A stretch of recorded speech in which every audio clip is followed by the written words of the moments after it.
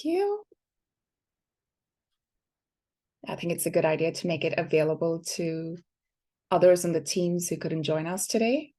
If you prefer to be off camera, that's totally fine. So I'm thinking as we get started, maybe take a moment to put your name in the chat. And one word that summarizes your experience with the Living with Fire Design Challenge project that you've been working on.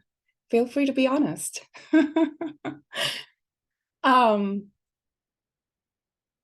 And if you're not on one of the teams, although I think I'm familiar with all the names here so far, but if not, then feel free to put your name in the chat and say why you're here, what you want to learn about from our Design Challenge teams today. I like it, Erin, complex. Tell me about it. Amazing, yes.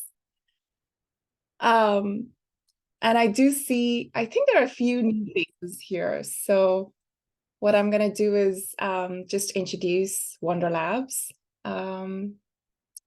Quick instruction again for people. Oh gosh, more people are still joining in. So what I'm going to do is just repeat that in the chat, it would be great to have your name and one word that describes your experience with the Design Challenge project that you've been working on. And I said, feel free to be honest. Yes, Karen. All right. So I'm going to just introduce Wonder Labs briefly for anyone who hasn't talked to me before during the course of your project.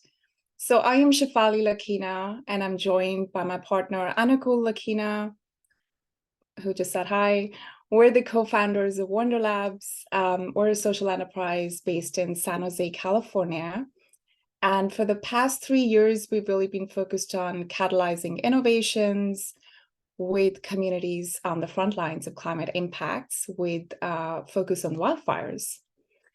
And in the context of that work in 2021, we created the Reimagining 2025 Living with Fire Design Challenge, which obviously you're all acquainted with because you are in some way related to our current and final cohort. And our aim with the Design Challenge has really been to center the voices and experiences of young people, including students, early career researchers, emerging professionals, in ongoing conversations about wildfire risk management, right? And we did this because we felt that it was important, not just because we're always looking for fresh ideas from bright young minds, but because young people are inheriting a fiery future, right? And so it's obvious that young people must be fully engaged in decisions about how this future is envisioned and what resources are brought to it, right? And so we wanted to support more students from diverse backgrounds to engage in social science and action research with community partners to facilitate this kind of collective visioning around what a reimagined future of living and working with fire could or should look like, right? And so today we've gathered to hear how our second cohort has experienced this action research journey over the past year. And you have engaged with important questions in the past year, like who is doing the forestry and fire work, right? We've problematized the notion that this work is only being performed by the federal or state agencies. At least that's what the numbers tell us in terms of how we count the workforce. But we've extended that notion, haven't we? We've engaged in research to show how this work is also being performed by a large and growing informal workforce of volunteers, students, seasonal, temporary workers, including migrant and incarcerated workers, right? And that has led us to also ask the important question, how is the forestry and fire workforce experiencing care, safety, well-being? And what is needed from a policy and program perspective to enable a workforce-led and community-centered, just and equitable transition into a fiery future, right? And I know each of your presentations this morning is going to extend that framing in very useful ways. And we are excited to learn about your key findings and how you're affecting change at different scales, geographies, and areas of focus. And my hope really is that we'll use this time together to extend our collective knowledge and understanding of what it means to live and work with fire in inclusive and equitable ways. So let's get this started. Some quick housekeeping items. I did put this in the email, but it bears repetition. Each team, I hope, will stick to their 15 minutes for the presentation. And you'll go through your project methodology, key findings and next steps. Feel free to share your screen, present, whatever format you've chosen to present in today. And then that presentation will be followed by about 10 minutes of group reflections and comments and questions and feedback, right? And during each team's presentation, feel free to put comments and questions in the chat. Depending on how busy the chat gets, I'll ask the presenting team to respond to the questions live or directly in the chat. So we'll see how that goes. So let's get started.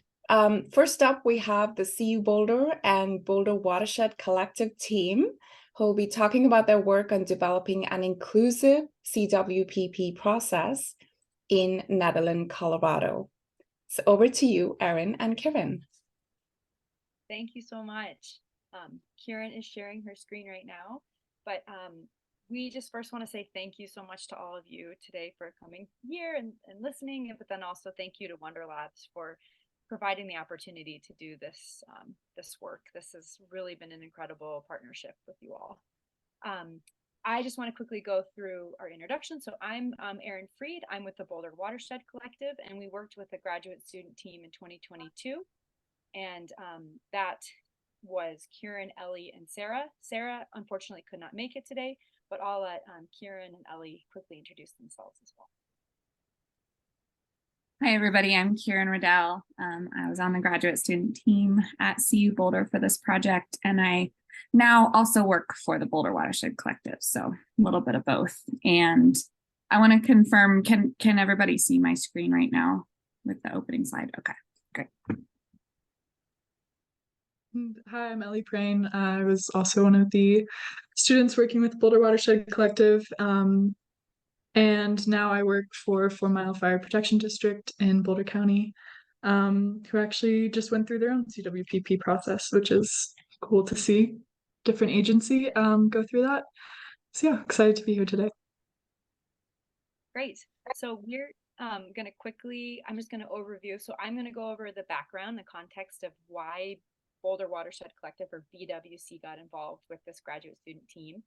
Ellie will discuss the team's methods and visioning for a wildfire resilient future in Nederland, the small little mountain town. And then Kieran will discuss key research findings. And then I'll pull it back together and say, well, how are we using that now to create real changes to the CWPP process? And I'll talk about what a CWPP is, although I'm sure most of you know that at this point. Next slide. So we are a small nonprofit based out of Boulder, Colorado. Our mission is to support thriving social and ecological systems in the watershed.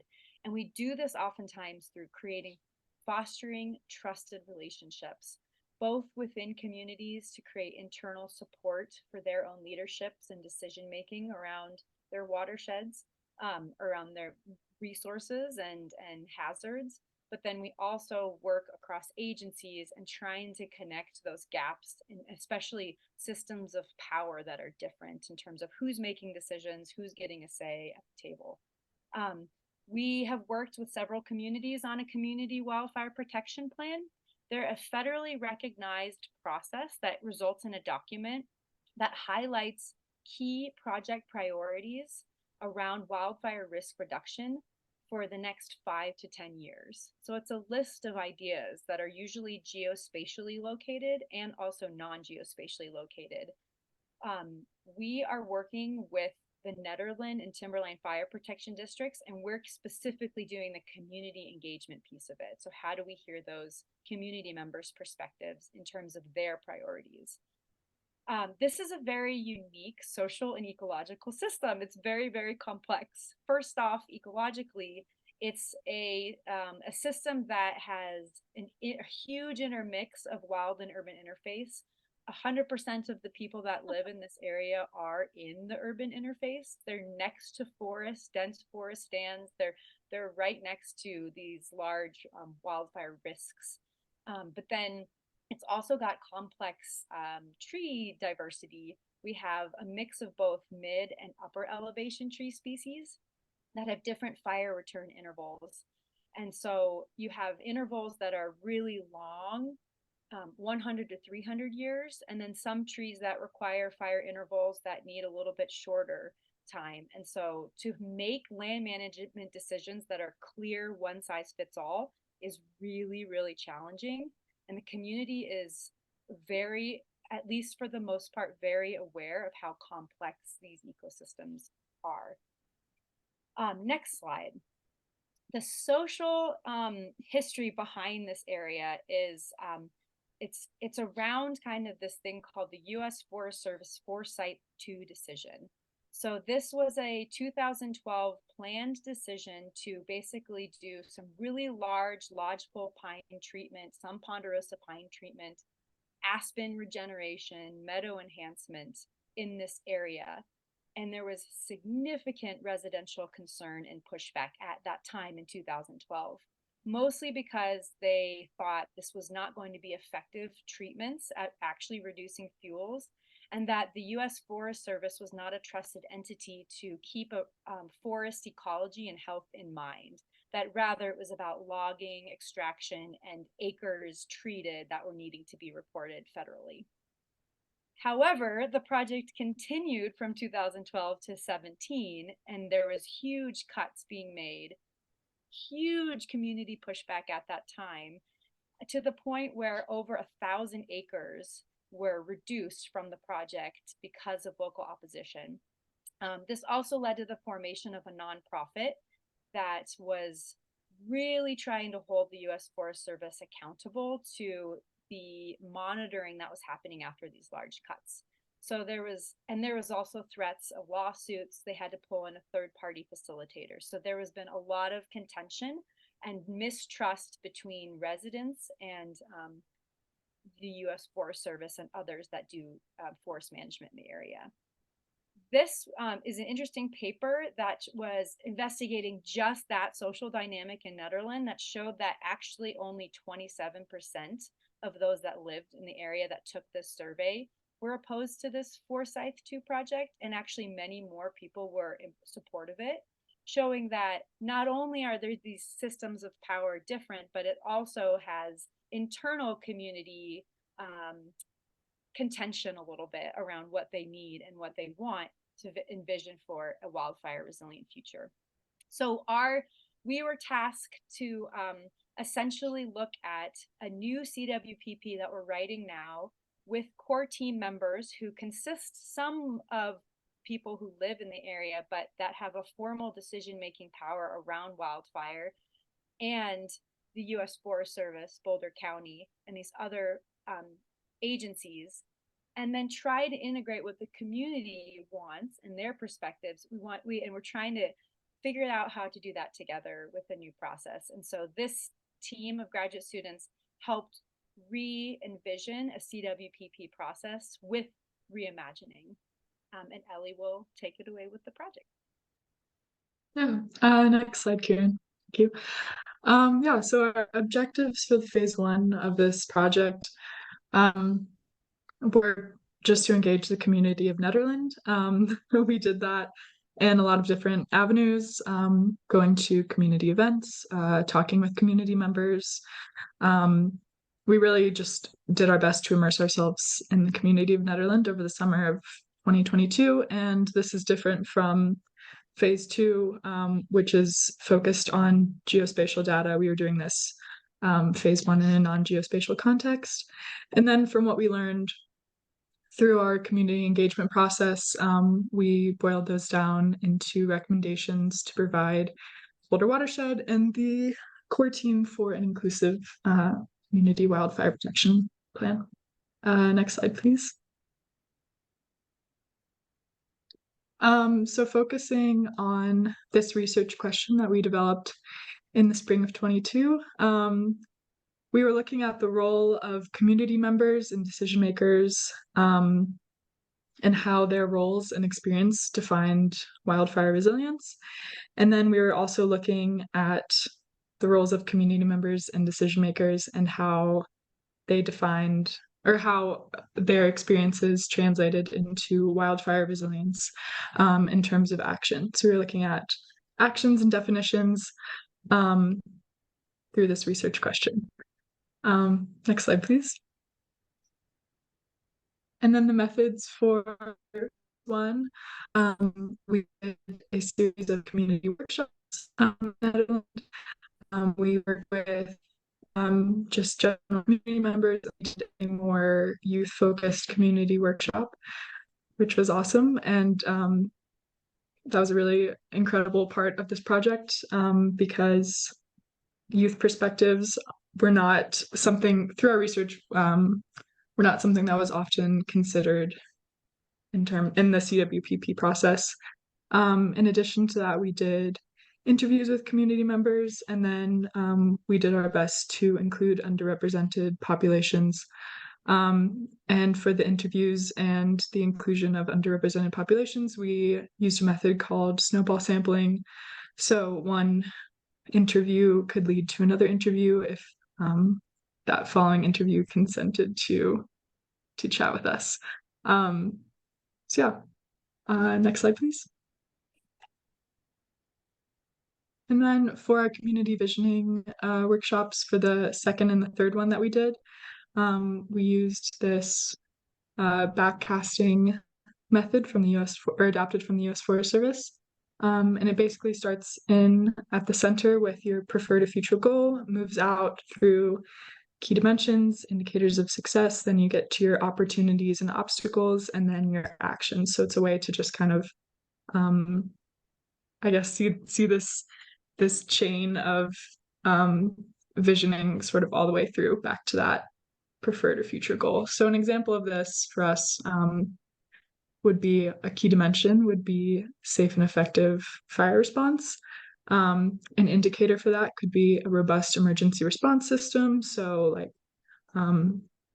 text messages that come through your phone based on your geographic area. A little bit more like old school with phone trees, alerting neighbors, having community captains, sort of like geospatial software that is updated by emergency responders to let you know about road closures, checkpoints, safety zones, etc. An opportunity would be to get that communication system in place, and then a potential obstacle for that, which is something we saw in Nederland, not enough available egress routes. And then an ultimate action could be evacuation drills. So practicing that. And then that would lead back to the preferred future goal. So that's all I have. And on to Kieran. Great. So I'm going to talk a little bit now about kind of how we process the data and go into some of the high-level results from this process and how those results then informed the way that we're approaching the actual CWPP process and kind of second phase of this project. So once we had finished the visioning workshops and the interviews, we transcribed everything, all the interviews and kind of discussion points from the workshops. And then we started to tease out some of the common themes that we're hearing in the language from both of those. From there, we used a social science analysis software to code all of the workshop and interview language into distinct kind of buckets, or what we were calling themes, including kind of diving down further into kind of sub-themes within those themes. And that allowed us to then kind of analyze all of our data, both qualitatively and quantitatively, in consideration of those themes and how often and in what contexts they were mentioned. So looking at kind of high-level overview of results, which will hopefully give some context for the way that we decided to kind of move forward from there into the community engagement next phase for the CWPP process. This graph shows some of the data in the context of the research question. What are the similarities and differences in the ways that community members and decision makers define wildfire resilience? So from this kind of high level perspective, and you can see on the x-axis, these are our kind of broad themes. And then this is the percent of participants that mentioned those themes by their identity, either being a decision maker or a community member. So what we found here was that there was actually a pretty strong agreement between the two groups. In particular, both brought up topics related to land management. So that was things like forest management and treatment on private properties, as well as public land. And then lots of people brought up social factors as well. So that included topics like the exchange of information, trust and distrust in formal powers, community involvement. So those were kind of the biggest two themes in the language brought up by both community members and decision makers. And those high-level assessments of the language don't necessarily show us kind of the nuance behind what was being said about those topics. So for example, positive or negative, but it did give us a sense for the ways that, again, non-geospatially speaking, and we'll go into a little bit more about how we might talk about that in the context of a map, but kind of how people were defining wildfire resilience throughout the community. We did dive into those themes a little bit further. So when we took things a click deeper and looked at some of the kind of sub-themes within those main broader themes, we did start to see some nuance to the ways that the two groups were considering wildfire resilience. So this graph dives into the sub-theme within that social factors theme that I mentioned in the last slide. And what we found here that was that, again, so the exchange of information, for example, was a really important sub-theme across both groups, with more than 75% of community members and decision makers using language about how important that is. But we also started to see some more nuanced differences between community members and decision makers here. So for example, for decision makers, collaboration between agencies, between communities, the idea of kind of de-siloing was really mentioned a lot by decision makers, not so much by community members. And then on the other side of the graph over here, we see that community members really brought up underrepresented populations and the needs for considering those populations in wildfire planning a lot more often than decision makers, which was actually an even stronger trend when we took into account our methodology, because we had specifically sought out some interviewees who we thought could provide some insights into the needs of those underrepresented populations. And those interviewees were all decision makers. So when we factored out those mentions, that trend was even stronger. So while in those broader overall themes, there was really strong agreement between community members and decision makers, we did find some kind of nuanced differences that we thought could be seen as like sort of strengths and blind spots between the two identity groups, which really kind of highlighted the importance of bringing in and continuing to consider and bring in community input to the CWPP process. This graph is going back to the research question, asking the similarities and differences between decision makers and community members and how they recommended action for wildfire resilience. So broadening back out again a little bit, we found a similar overall trend here, a lot of agreement between both groups. Here, it was interesting looking at, there was a lot kind of less focus on land management, but it was still consistent across both groups.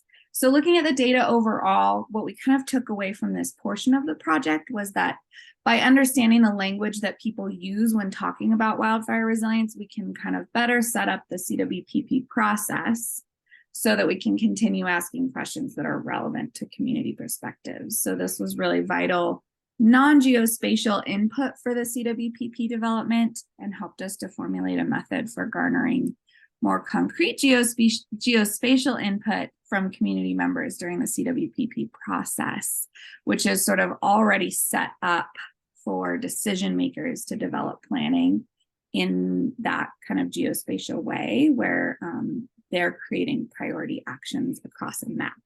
So that helped us to decide to also start looking at how we could get community input in a similar way, knowing that community members and decision makers are already using kind of that similar language.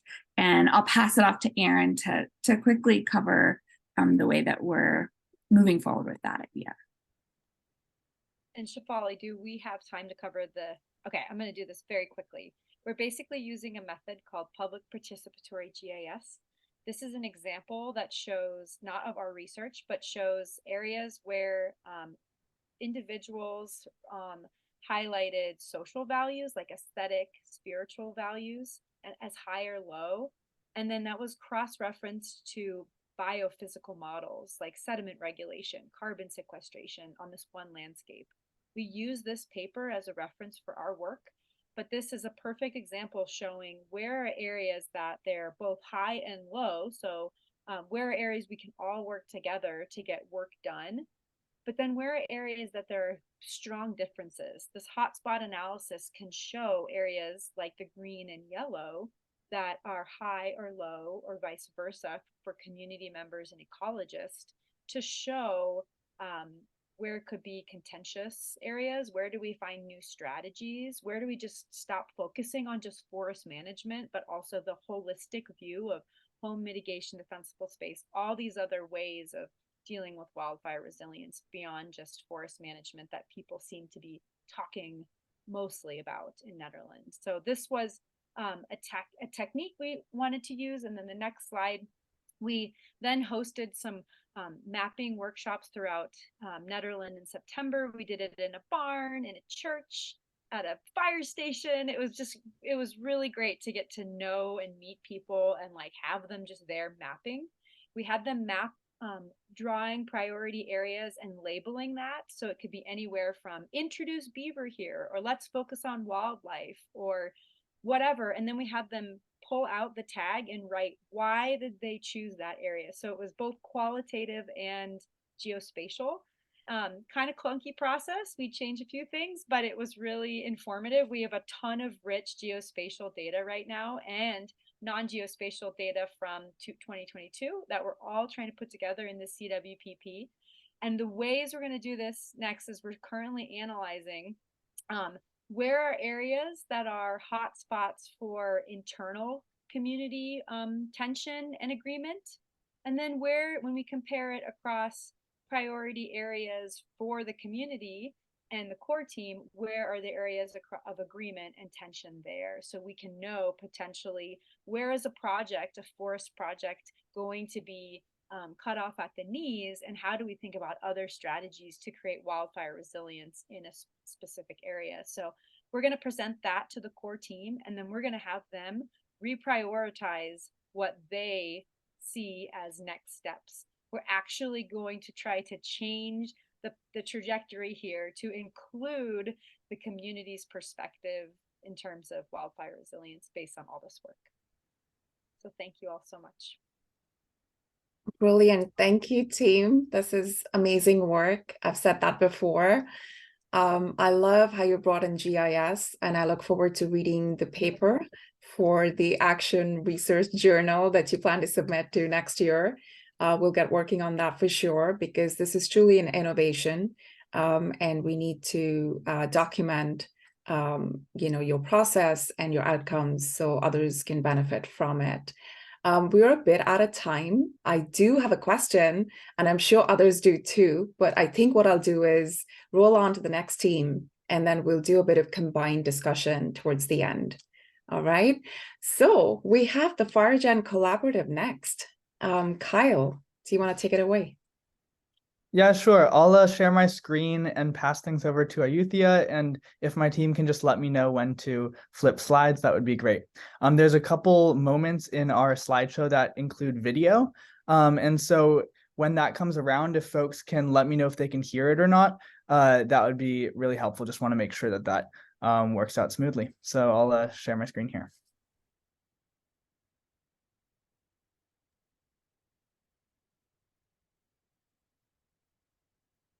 Okay, can you all see this? I'll present. Here we go. Can everyone see this? Okay, Ayuthia, over to you. Hello, everyone. My name is Ayuthia Lapierre. I'm an Indigenous fire practitioner. We are Fire Generation Collaborative. We are a youth organization focused on fire resiliency.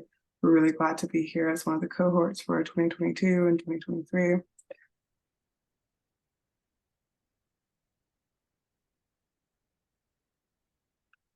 So in our outline, we're going to talk about who we are, where we're coming from, our methodology, both current and future, what our governance looks like, our community outreach looks like, what research and education work through, close out. So this is our lovely team. We have a number of researchers, a number of policy advocates. And we have some elders to work with our youth group, lovely group of people.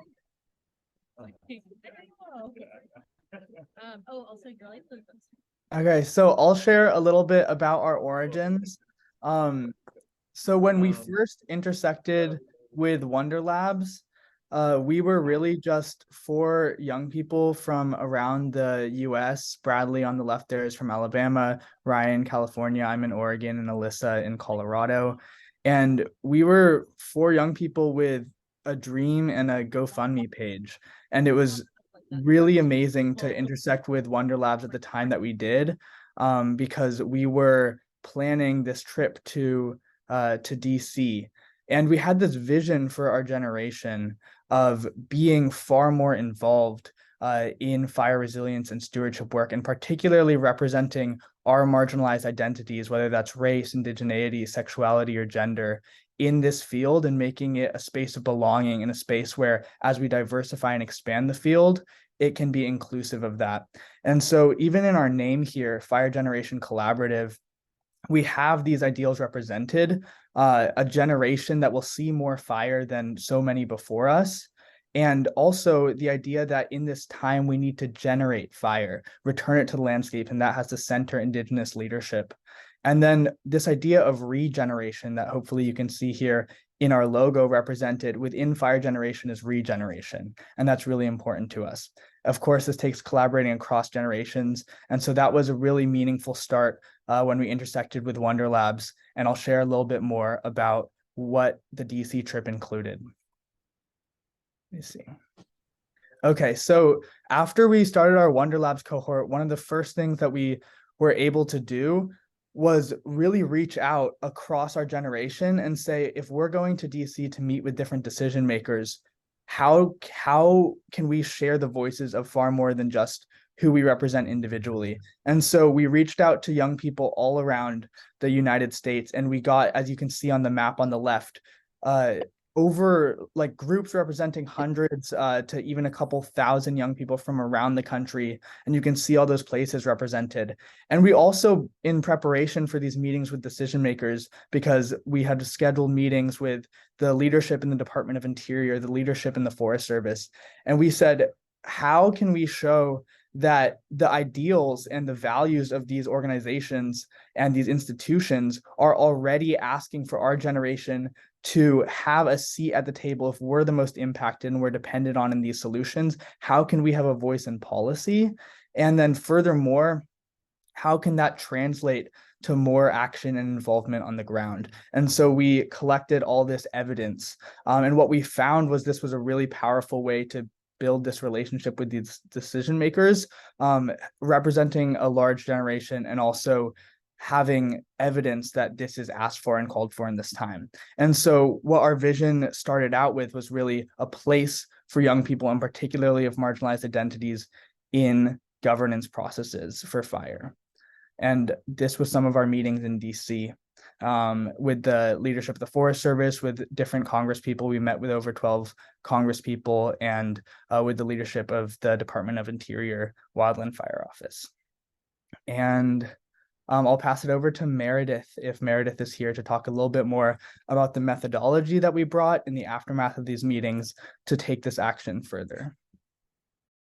Hi, everyone. Good to be here. I'm a member of the research team of the FireGen project, and I'm going to talk about that later. But I just wanted to overview that in terms of how we think about our methodology, both for research, but in this broader vision and project. It differs in a lot of ways from conventional research, which as a social scientist, have experienced and witnessed conventional research structures. So as opposed to our project being alienated from personal experiences, our reimagined methodology is personal. It's relationship focused. We're explicitly incorporating anti-colonial values and approaches, trying to move from just suggesting action to actually taking action and implementing solutions.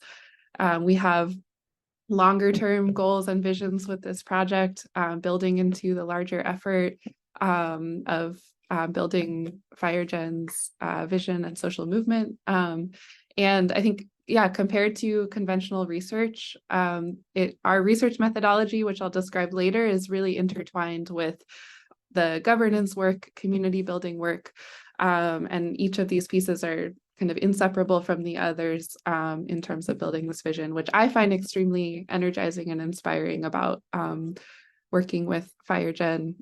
It's not just about academic research or generating a report, but it's a broader vision. All right, I'm going to talk a little bit about our governance programming. My name is Ilsa. I use she, her pronouns, and I'm one of the newer additions to FireGen, so I'm excited to learn more about everything going on at Wonder Labs, and me being hired on as a part of this project was made possible by all of this. So that's really exciting.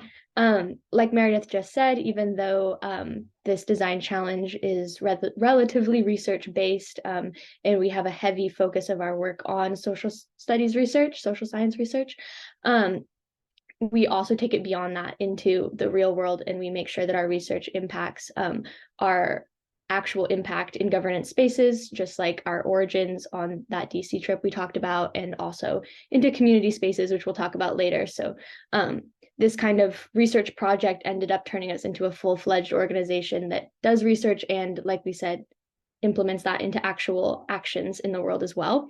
And so, oh no, it went away. Did Kyle leave? He'll probably be back in a second. But I can keep talking for the sake of time. But basically, what the slide was showing is some of our recent accomplishments within our governance team. So we've kind of split up our programming as an organization into a couple different buckets, one of which is research, and the other of which is how that research makes its way into real world actions. And one of those is governance. And so one of the things that we were able to do was actually initiate a youth panel to submit testimony and recommendations to the oh yes, Ayuthia, you saved me, to the what does it stand for? Oh my gosh, the Wildland Fire Mitigation and Management Commission, which is a really, really big deal. That is a federal commission launched by Biden that submits really, really important wildland fire recommendations. So we were able to get youth involvement in that by creating a panel that testified to that Wildland Fire Commission.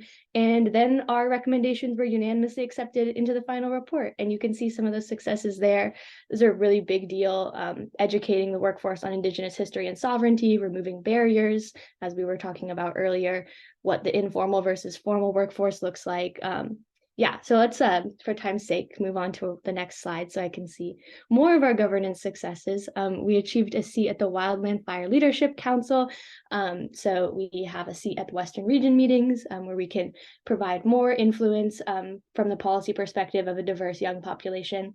We've also made progress on organizing a federal youth council. This was one of our project ideas that's been around for a long time. The EPA just made a federal youth advisory council. Kevin Patel, who we've been organizing with, kind of created the idea in California as a federal youth, not federal, to have like a youth advisory climate commission in LA County. And so we've been working on kind of laying the groundwork for something like that in the Forest Service, and we've established a great relationship with some other organizations for that. And then finally, one of our biggest successes was appointing one of the youngest members of a U.S. Federal Advisory Committee ever, our program director, Ryan Reed, who was part of the original cohort. He is on the Northwest Forest Plan Federal Advisory Committee. I'm sure you guys all know how big of a deal the Northwest Forest Plan is for land management, forest management, and potentially creating pathways for more Indigenous fire and sovereignty. And so he is now being able to enact influence in that sphere, which is really exciting. And speaking of him, he's not able to be with us today, but on the next slide, I think we have a video from him sharing some words. So we'll move on to that. Yes, our director's message.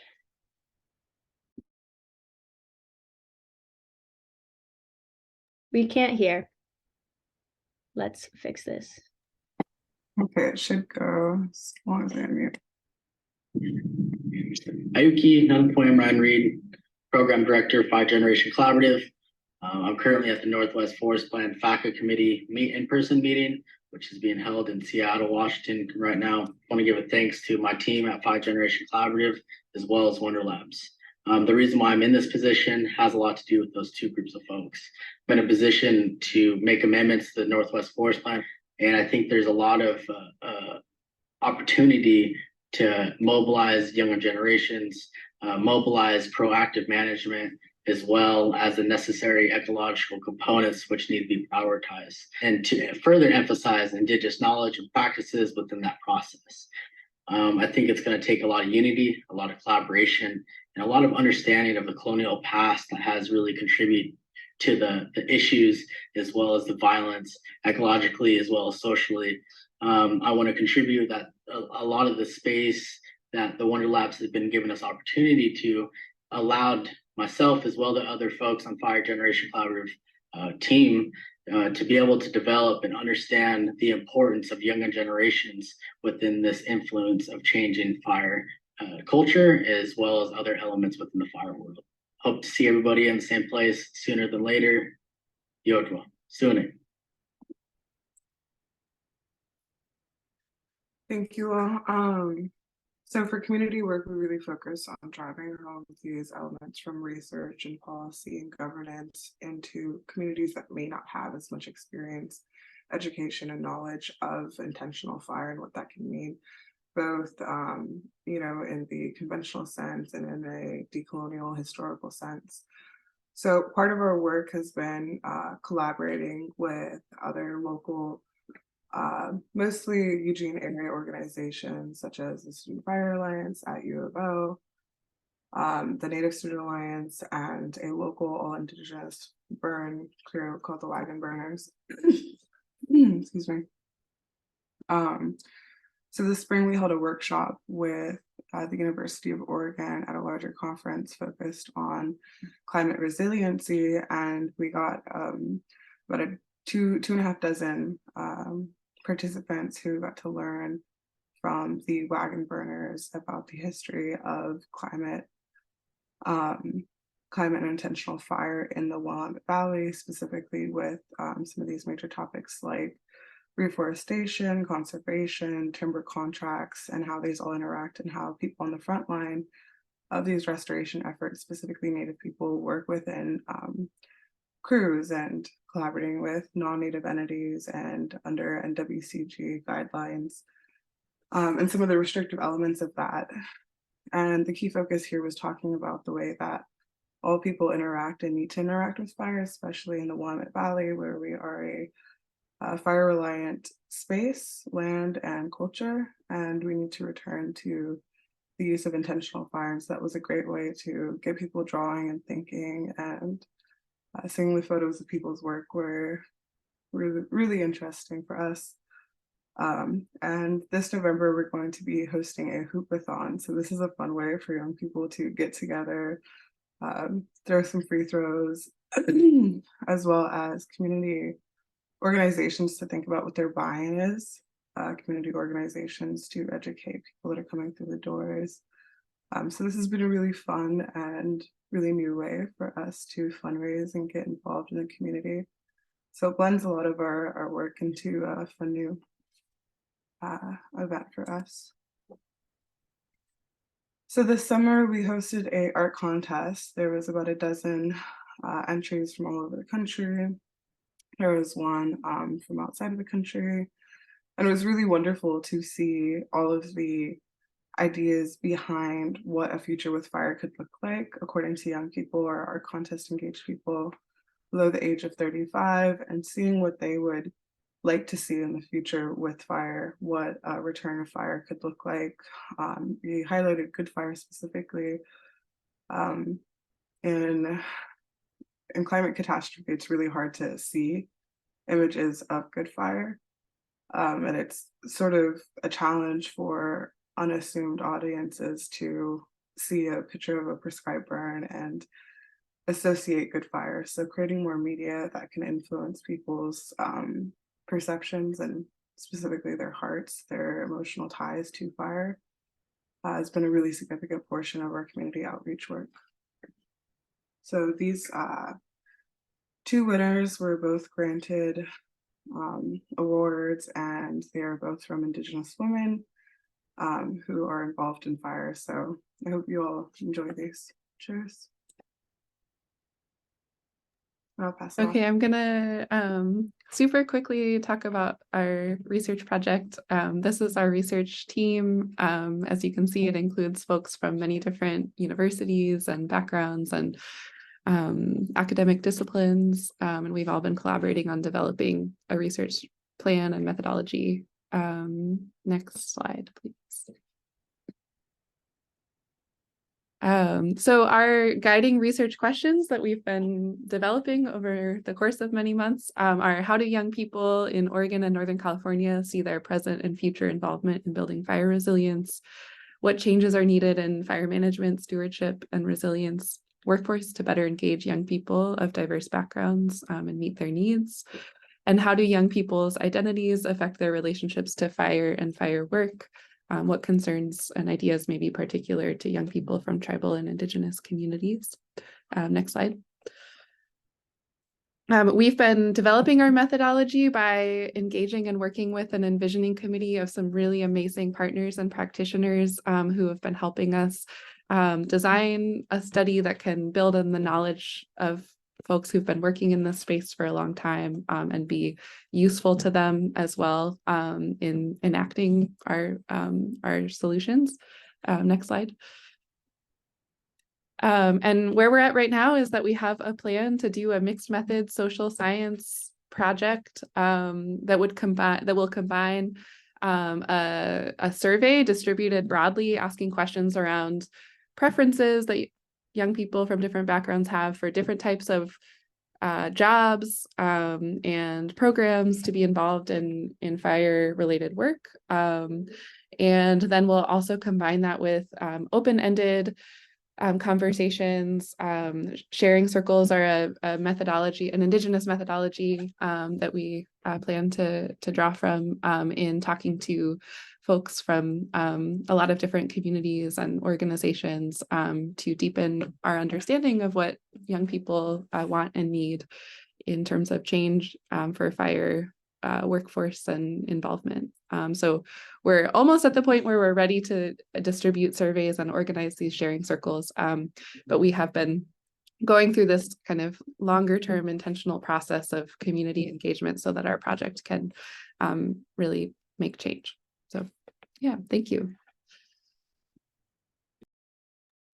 Thank you to my team for stepping up when my internet was sabotaged. I'm so glad. All right, so quickly I'll mention our education project, and Bradley has an amazing video that I don't think we'll have time to share here, but we can definitely share our slides to everybody afterward.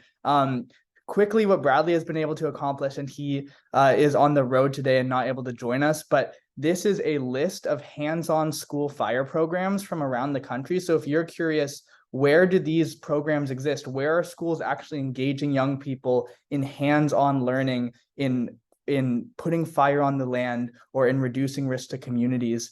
This is where they're happening. And we have this survey to add on to that list, and it's been growing.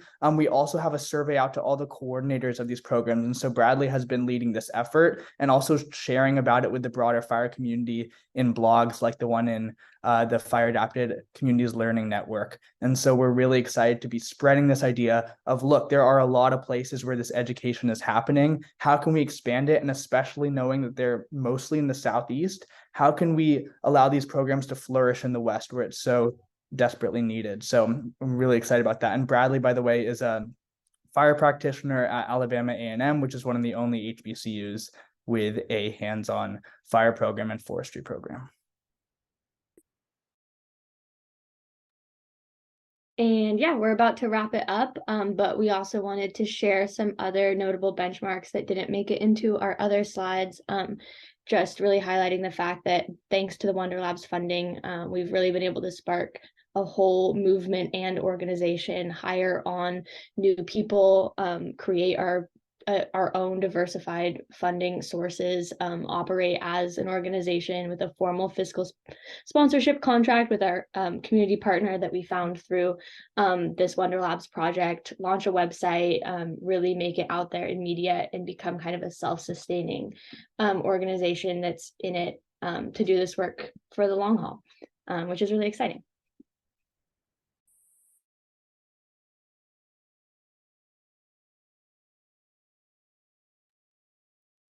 And I think that we can share the community partner message probably afterward with everyone and allow time for more discussion and questions here. Closing notes. If anyone else in the team wants to add to this, I just want to share how incredibly meaningful it has been. Like I was saying earlier, we connected with Wonder Labs at a point where we needed people to believe in us as an organization, as a group of young people, and to have that partner and support early on has just carried us with this vision. And so here's a little screenshot from our 1-year celebration. And just thinking about all that has happened, and as you can see in the slides, it's been a really momentous year. That wind that carried us really began with Wonder Labs. And so just super grateful to it. And also to all the other young people on this Zoom meeting who are out there working to really change these systems. Let's keep fighting, and super glad to be in the cohorts that and honored to share it with all of you. I think to Kyle, I'm really grateful for everything that Wonder Labs has done in supporting FireGen both fiscally and in terms of professional support. It's really meaningful for me on a personal level. As an Indigenous fire practitioner, I'm living on my home base, my traditional territory, and we're impacted greatly by wildland fire, and we're culturally reliant on fire. And so for us, this is the restoration of a people, the restoration of a generation and the coming generations. So it's deeply personal, and I'm deeply grateful for Wonder Labs and all the groups that are here joined in this mission.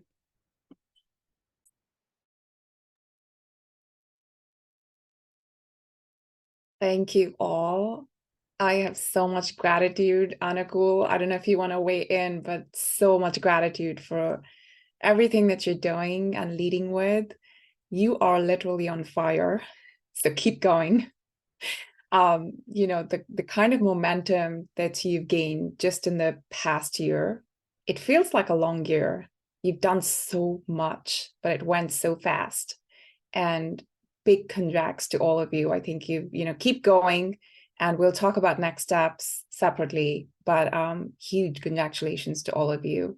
I wanna move on because I want to give our final team also a chance to present fully, and then we'll circle back for questions and discussion. So over to you, FFRP, Kari. Sure. I'll kick it off and just introducing who we are as an organization, and then Harry is going to share his slides and really go into the details of the project. So I'm Carrie. I'm the Director of Innovation Strategy and Planning for the Forestry and Fire Recruitment Program. And we are an organization that was co-founded by Chief Royal Ramey and Chief Brandon Smith, who met in one of California's fire camps in 2012. And they were fortunate enough to navigate their ways with support from family and friends, as well as community organizations, to launch careers with the U.S. Forest Service and CAL FIRE. But a lot of folks don't find similar supports out in the community. And so they started helping people informally on a volunteer basis, and then incorporated as a formal nonprofit in 2018 with some critical grants to start formalizing the program and its efforts, and sustain this work so that we can continue to be a source of support for those who are formerly incarcerated or otherwise justice impacted, to really pursue forestry and fire careers here in California and beyond. So our mission is to increase wildfire personnel from non-traditional and underrepresented communities, providing them the training, skills, resources, and experiences needed to secure gainful employment.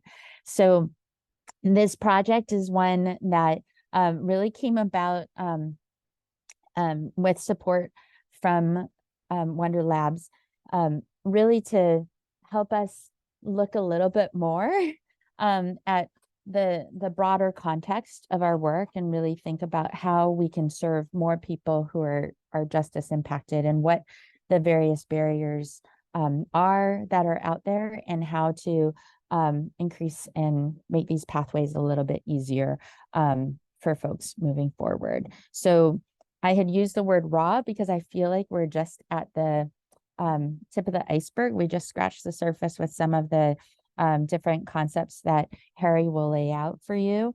And this was such a huge collaborative process. We had so many people to include in terms of our team that we couldn't even fit their names. So I just want to acknowledge those who are here on the call who were part of it. And so Carlin, who I think just popped off camera, and then Harry, who will be presenting, and Aaron and Liz are among, and I see Aaron twice, sorry, and they are among the students from both Berkeley and University of Michigan that supported this work, along with faculty and staff from those two universities. Rachel, who's also on this call, is one of those folks.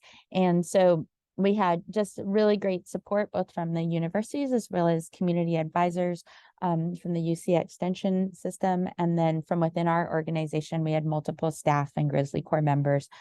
One of our Grizzly Corps members, Elena Benching, is on here, as well as Taylor Litke, who's our director of communication, or our manager of communications and development for the organization. So that's some of who's on the call today, but I'll kick it off to Harry to really give the overview of what we found and where we are with the project so far.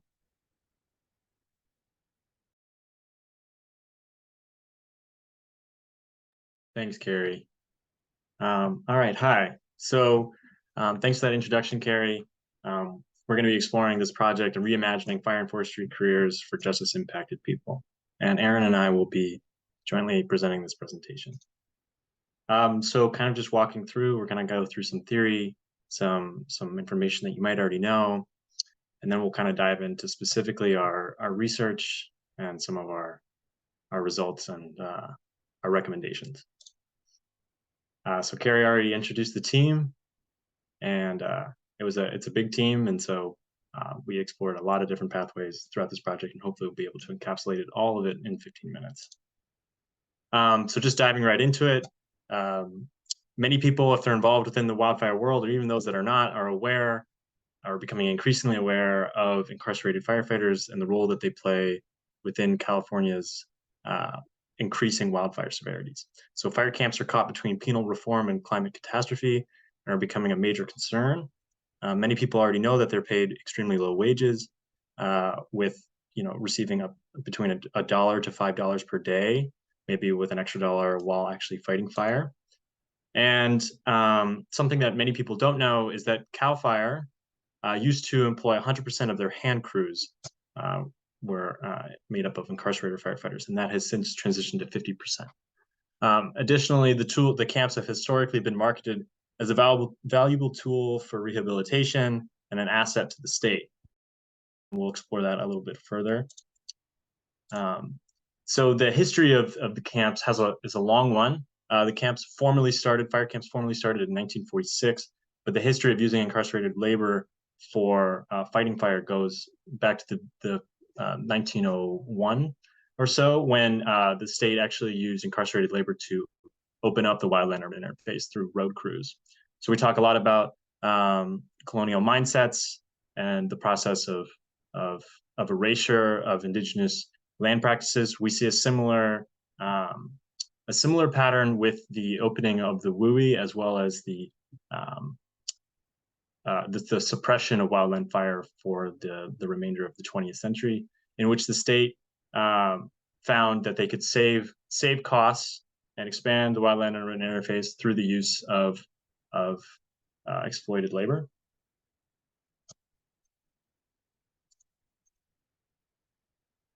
Diving into the timeline a little bit more, we start to see a little bit of a transition around 2011. And Erin, I believe this is you. In 2011, the criminal justice realignment happened in California. That was done through a budget act of 2011, followed by trailer bills.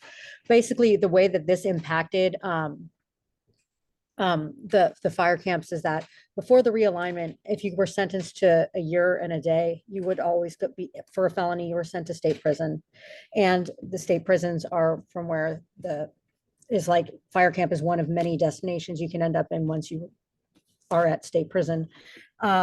So after the realignment, you could serve up to 6 years, I believe, in county jail. So if you were convicted of a crime that's not considered serious, violent, or sex related, and yet it is still a felony, you will probably serve your term in county jail. And so therefore you would no longer be eligible for a fire camp because you're in a county jail.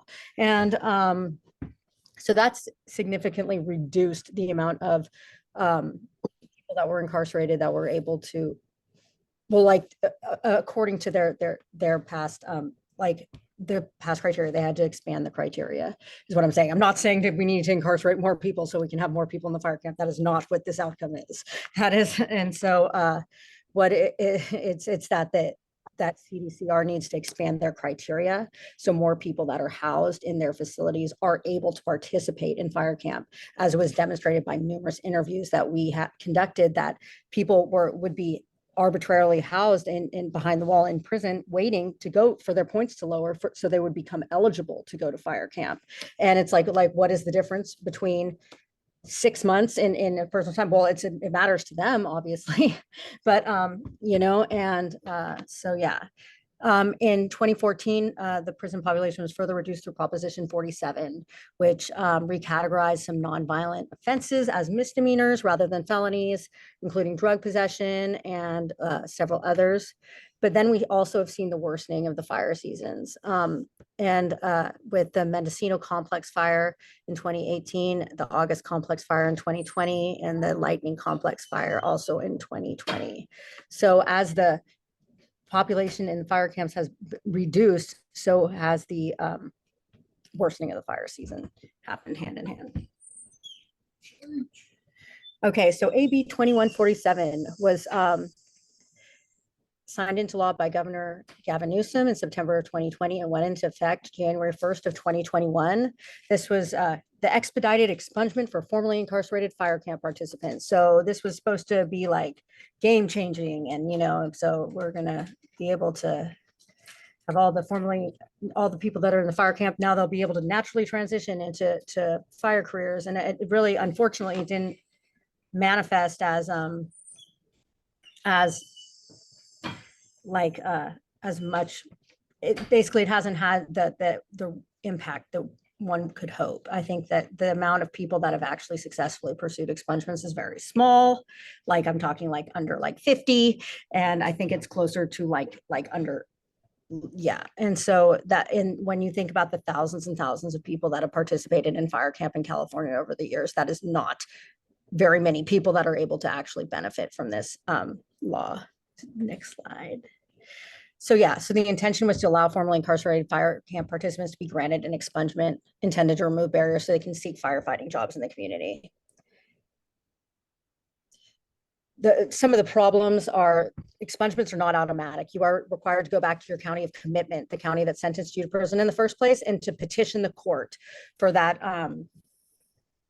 expungement. And so that really means that is subject to the judge and their personal leanings or feelings that day. It's like there's no like firm criteria on what makes a person, like, except for obviously you can't have been kicked out of fire camp. That will exclude you. It's like there's things that will exclude you, but there's nothing that will necessarily guaranteed to like work in your favor. So we found that counties that are more like conservative, often it is much harder to obtain an expungement from them, whereas counties that are more progressive are more inclined to offer the expungements. Another major issue is that the only offense that is expunged is the offense for which a person was sent to fire camp.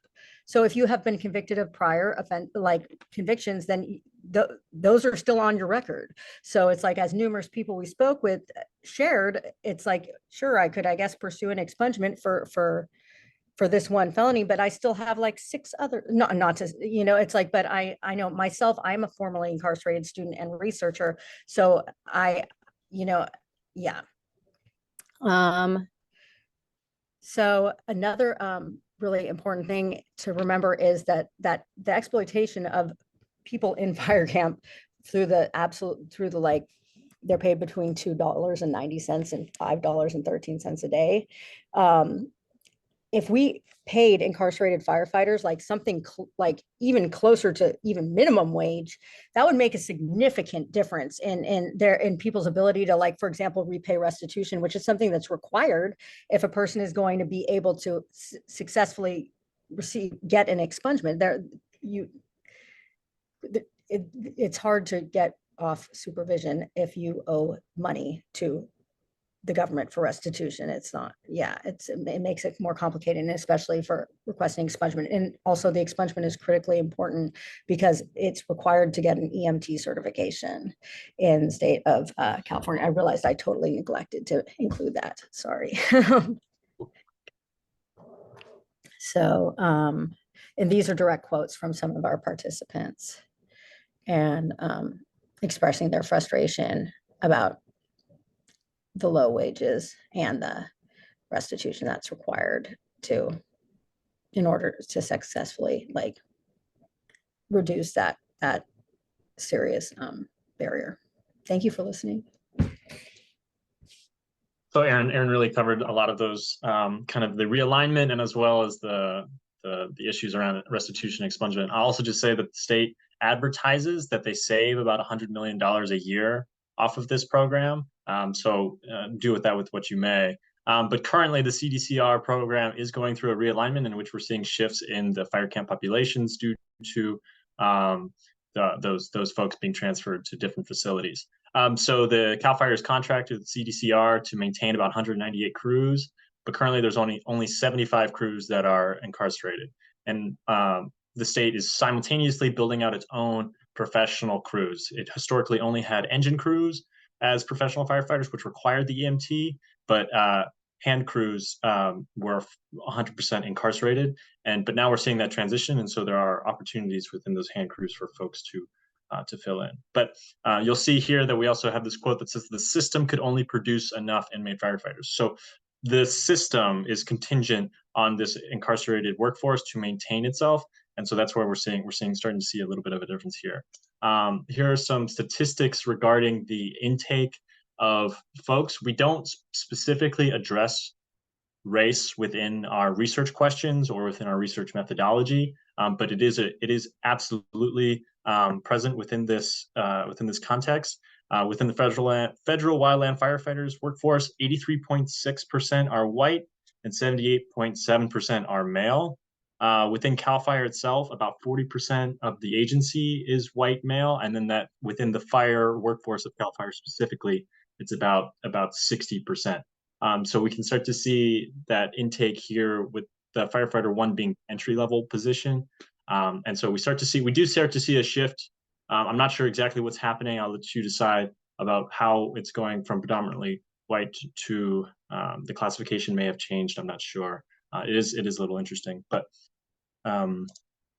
moving on, we want to actually explore the results of our research, of our interviews. So we started with basically 2 main questions, which is what are the obstacles that formerly incarcerated firefighters and justice impacted folks overall experience when working to become firefighters after release, and then what are the key barriers that hiring officials experience on their side. So we overall, we have about 40 semi-structured interviews stemming from kind of 2 different research projects that have been combined. And then within that, we have 23 that are justice impacted individuals and 17 that are officials within key fire and forestry agencies. Overall, this diagram kind of starts to encapsulate kind of the main barriers that we see, as well as a few of the opportunities.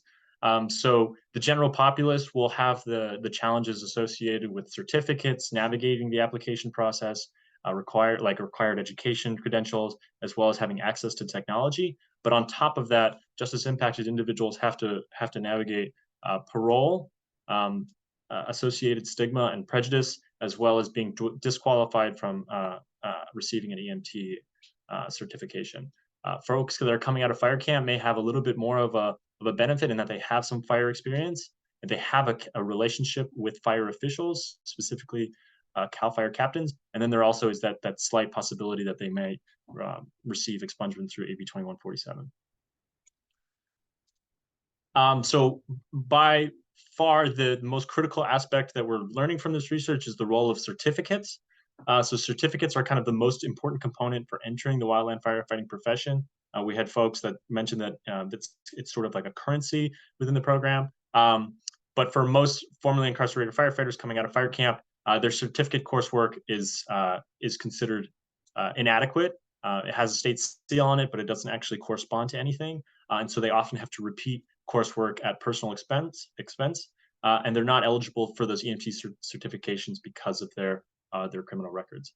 Additionally, because it may be possible that due to parole, that they might not be able to attend certain training programs or pursue certain training programs due to either timing or geographic area on which their parole kind of pushes them in a different direction.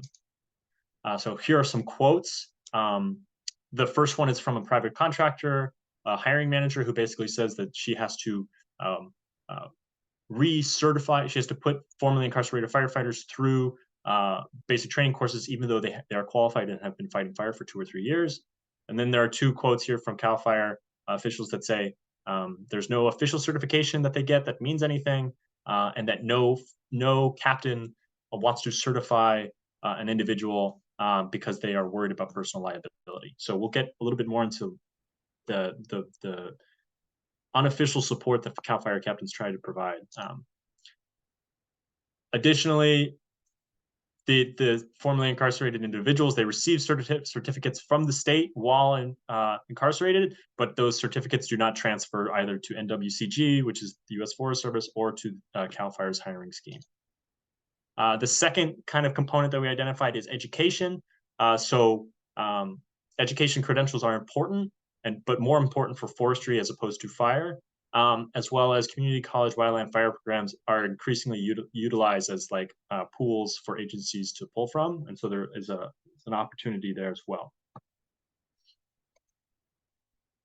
Additionally, stigma and prejudice are important aspects here, in that many justice impacted individuals have to personally weigh this decision about whether or not to explore and disclose on their job applications, as they may be concerned that they'll be biased against, but they are also concerned that if they are not forthright in that information, there might be consequences.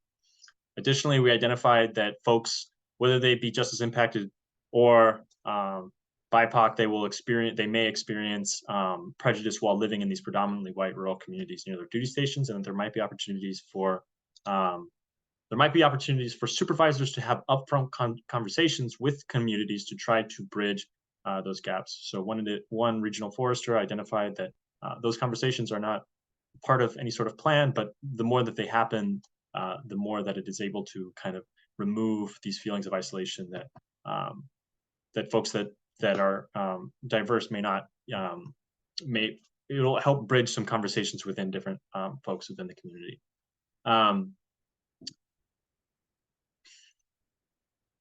Additionally, we wanted to identify the importance of relationships with fire camp captains, in which fire captains are a critical resource for incarcerated firefighters, both while they are incarcerated and when they are paroled.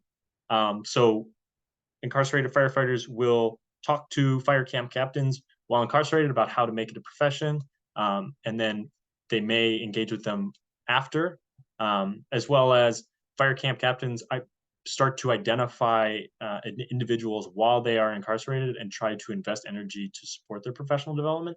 But there is no institutional support. There is no guidelines to kind of help this situation. And so it is fire captains taking it upon themselves to offer guidance. And they also experience those fears of reputation. And so there's no formal process to kind of build upon this relationship. All of the folks that I think we interviewed that had been formerly incarcerated talked at length about how much their relationships with their fire camp captains had meant to them. And so it's really kind of the starting point for where this transition from incarcerated to professional workforce really begins. Additionally, we identified that folks that are entering into the workforce tend to do it within either the U.S. Forest Service or within private contracting groups. There are which use NWCG certifications, so there's slightly lower required certifications than CAL FIRE. Although we are seeing that folks are increasingly able to access those CAL FIRE jobs as CAL FIRE expands to increase those hand crews that we were discussing earlier. And so there's increasingly more opportunities than there used to be in CAL FIRE, but by and large, the landing spots for folks are within those large federal agencies or those private contracting groups.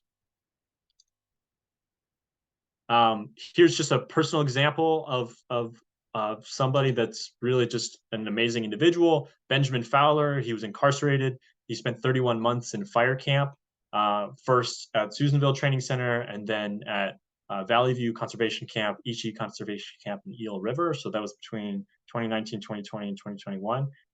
Fought some of California's most extreme wildfires, the Caldor Fire, Zog Fire, Kincaid Fire. These are some of the landmark fires of California's history, but was unable to obtain a job when he was released. He didn't have the proper certifications, was unsure how to navigate the process, was able to attend FFRP, receive that guidance, receive those certifications, and is now currently employed on the Mendocino National Forest.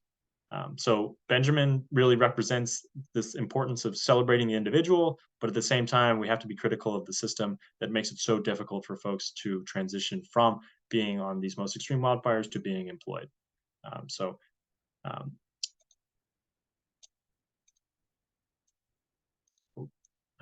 Okay, so the summary of findings. The realignment is changing CAL FIRE's fire crews and the composition. AB 2147, while well-intentioned, still constitutes a complicated expungement process. Certificates are essential to entering the wildland fire workforce, and incarcerated firefighters do not receive meaningful certifications translatable to these agencies. And fire camp captains are a critical link in the fire camp to professional transition. And currently they're operating out of goodwill rather than institutional support. And lastly, Aaron, can you take this one away? Sure. That we would like to I'm sorry, you want me the reduced time between release and hiring to reduce recidivism? Basically, when, like when a person first gets out of custody, it's like there's like a lull period, it's like that's a moment that's like full of potential for that, and a person's life can go in so many different directions. Like right in that moment, if we had a more seamless transition available to people that are working in the fire camps that are risking their lives to go home a little bit earlier. It's like if a more seamless transition, for example, than perhaps the Ventura facility, which is sponsored by CDCR, which it's like if a person, I don't know, if I was being released from fire camp, I would want to go home. I wouldn't want to go live in another government facility without like my loved ones and family, like for another 18 months. I just wouldn't want to do it, no matter how passionate I was about firefighting. That's just me. But and so I think that if we were able to make it so these people that are working in the fire camps right now and like doing this job are able to continue working like tomorrow when they get out, and actually have that employment, that level of like seamless transition, that would make a world of difference in people's ability to stay clean and sober, to stay like employed, and to really like build a future that doesn't include recidivism. So thank you. Thank you.